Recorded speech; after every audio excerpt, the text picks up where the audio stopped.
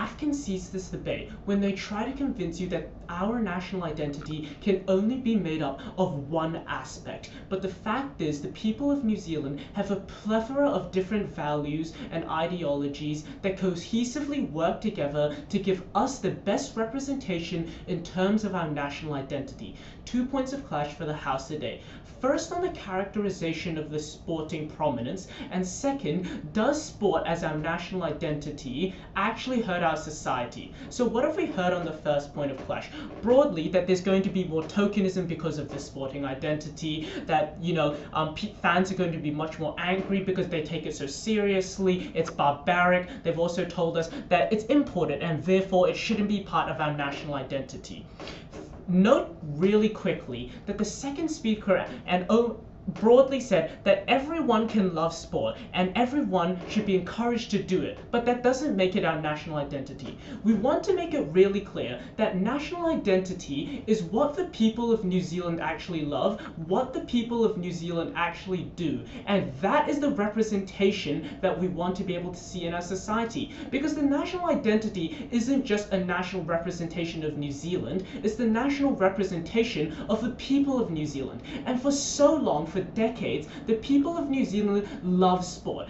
They think it's a part of their culture, and it is. And that's why it is a prominent part of our national identity, and not just environmental friendliness, which is something that perhaps could have more benefits in terms of people making it more prominent in people's culture, but that doesn't necessarily mean that's what the people of New Zealand have been doing this entire time. What they've done is that they've encouraged sport thoroughly, and it's been an important aspect of their life. It has meant that we as a country are much more unified because of this sport. We support each other when we watch the All Blacks. It is such an engaging part of our culture. We simply couldn't regret it. Okay, so now on this point about importation, a few layers of response. First of all, the people actually really like it, and it's actually so integrated to our culture that it doesn't even matter if this sort of thing was imported.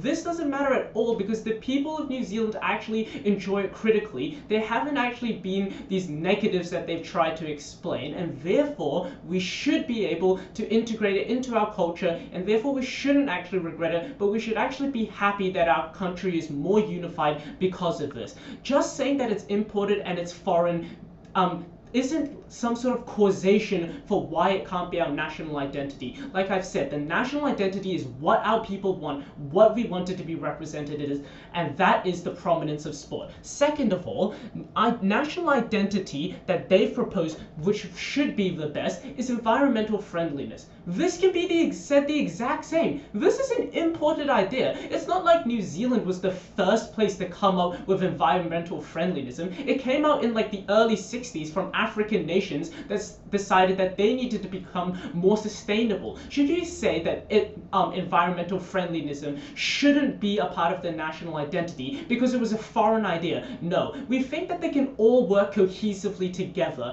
and that means that we shouldn't actually judge the prominence of sport just because it was an imported thing from a different nation. It doesn't matter as long as the people enjoy, as long as the people are engaged by it. That is what we support, and therefore we wouldn't regret it. Now let's look closely at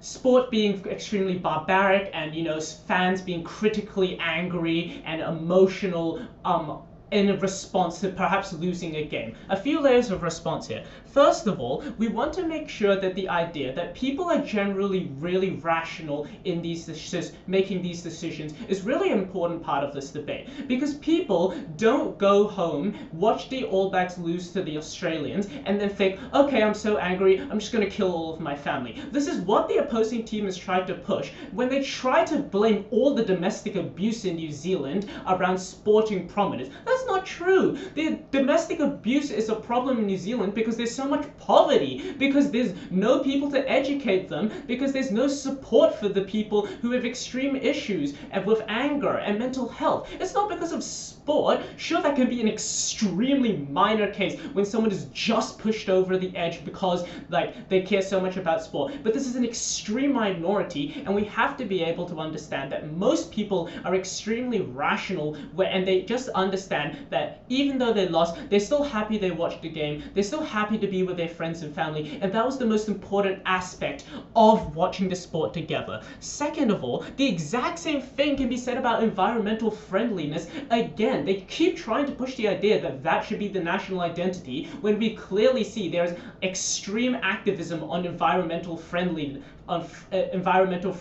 like people just basically rioting around, destroying things because they want to prove a point. This is the exact same thing that they're saying is wrong about sporting prominence because it causes violence, but what they want is just does the exact same thing. And for these reasons, we don't actually think the fans being majorly angry is actually an issue, because most of all, it doesn't even exist. Now let's look at tokenism. They said that tokenism was not a good thing. Things like the haka on national TV. We'll tell you first of all that it brings it to a broader audience, and that is extremely good for our society, because we want more representation in a positive way. It's a good way to support our indigenous people and the Māori people itself. Second of all, if you just ask like these indigenous communities such as the Māori, they'll tell you that sport, they really like it. They're not going to think that the haka is so tokenistic when we play it. They think, you know, this is actually really good for me, and I'm really happy that our culture is being represented as our national identity on national TV internationally. Now, the second point of clash, does this actually harm our society?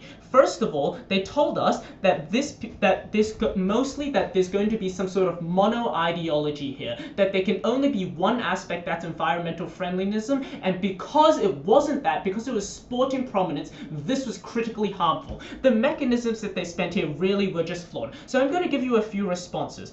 First of all, a mono ideology is extremely rare, and we shouldn't regret it because there wasn't just one aspect of our national identity. We should be celebrating the idea that environmental friendliness is a key part of our national identity, that sport is a great part of our national identity, that Māori culture is an important part of our national identity. These are all things that can work cohesively as our national identity. It shouldn't just be one thing as they've proposed on their side of the house, that somehow by having more than one critically endangers our society. We'll also like to touch up on the fact that obesity is such a problem in New Zealand, and by having sport being an increasingly popular thing in our culture, having it be extremely prominent means that more people are incentivized to go into sport, so that hopefully these obesity rates will go down, because sport is a great way to exercise, it's a great way to lose weight, and by saying that sport is bad, it de-incentivizes people from doing it. This increases the obesity problem, and thus it actually negatively affects their side of the house by regretting it, and by further moving away from sporting prominence. We've proven in today's debate that sporting culture has become extremely integrated within New Zealand society, and therefore we completely support it. If not anything, we promote it even more from what the status quo is. Thank you.